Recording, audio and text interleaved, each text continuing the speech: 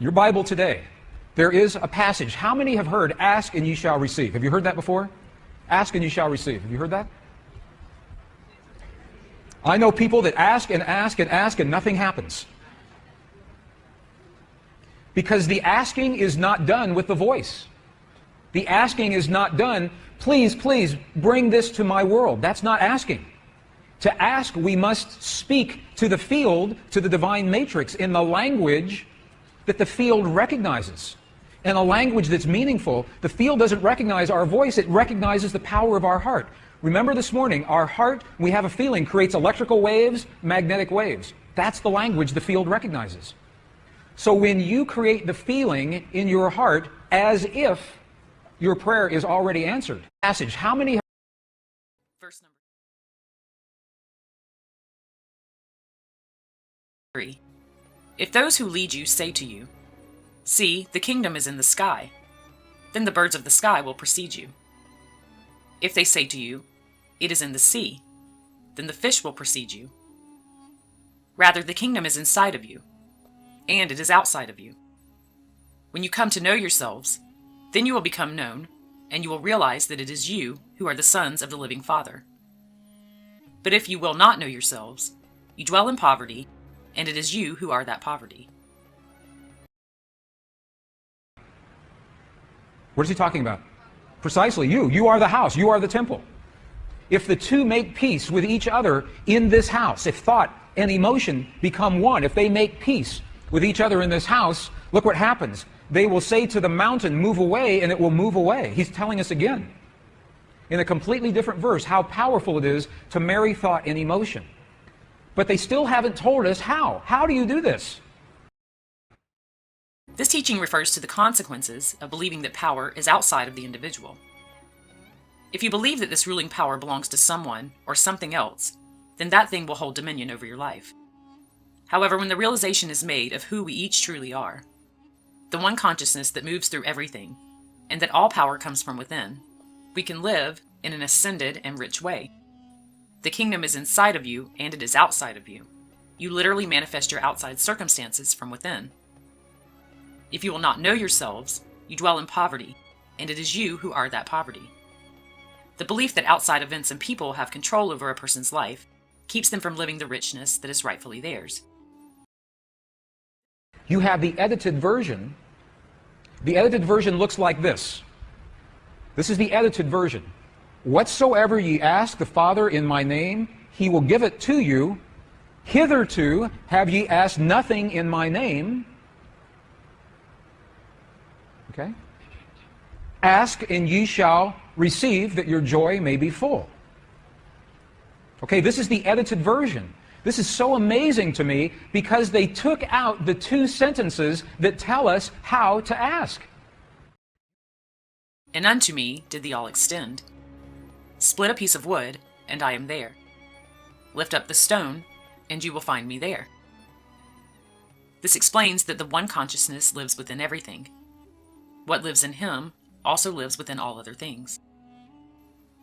Verse 113. His disciples said to him, when will the kingdom come? Jesus said, it will not come by waiting for it. It will not be a matter of saying, here it is, or there it is. Rather, the kingdom of the Father is spread out upon the earth, and men do not see it. We have always had the power within ourselves, but we have lost sight of it. It is not something that we have to wait to experience. This consciousness is already a part of all things, including each person. Here is what was lost. Look at these two very powerful sentences. Ask without hidden motive and be surrounded by your answer. Be enveloped by what you desire, that your gladness be full. Look at what it's saying.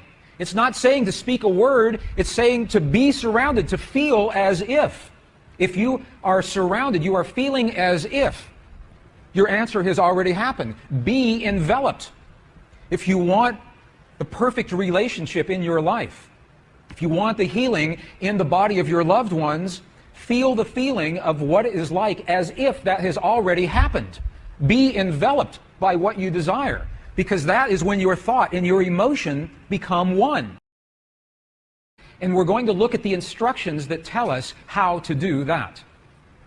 Okay if we do that? Is that good? Okay. Gospel of Thomas. If you have a copy of the Gospel of Thomas, this is verse 106, translated from the Nag Hammadi Library. And if you do not have a copy, it's in our books, and you can go to any library and pick this up. Verse 106. Look at what the Lost Gospel of Thomas says. It says, when you make the two, thought and emotion, one. So the Gospel of Thomas is talking about thought and emotion. It's saying when you make your thought and your emotion one, look at what happens. You will say to the mountain, mountain, move away, and the mountain will move away. When the realization is made of who we each truly are, the one consciousness that moves through everything, and that all power comes from within, we can live in an ascended and rich way. The kingdom is inside of you, and it is outside of you. You literally manifest your outside circumstances from within. If you will not know yourselves, you dwell in poverty, and it is you who are that poverty. The belief that outside events and people have control over a person's life keeps them from living the richness that is rightfully theirs. They manifest as they believe. Is a metaphor, that is an equivalent for what we're doing with the power of emotion. Feeling as if the experience has already happened.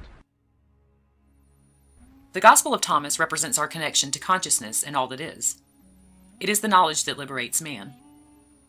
If a person does not experience this higher consciousness, they believe themselves to be separate, alone, and simply a victim of circumstance. To break free from any manifested reality that does not serve what a person desires, the false image of the self must be replaced with the true knowledge of who and what we each are, and the power that we each possess. Is a metaphor, that is an equivalent for what we're doing with When the realization is made of who we each truly are, the one consciousness that moves through everything, and that all power comes from within, we can live in an ascended and rich way. The kingdom is inside of you, and it is outside of you. You literally manifest your outside circumstances from within. If you will not know yourselves, you dwell in poverty, and it is you who are that poverty. The belief that outside events and people have control over a person's life keeps them from living the richness that is rightfully theirs. They manifest as they believe.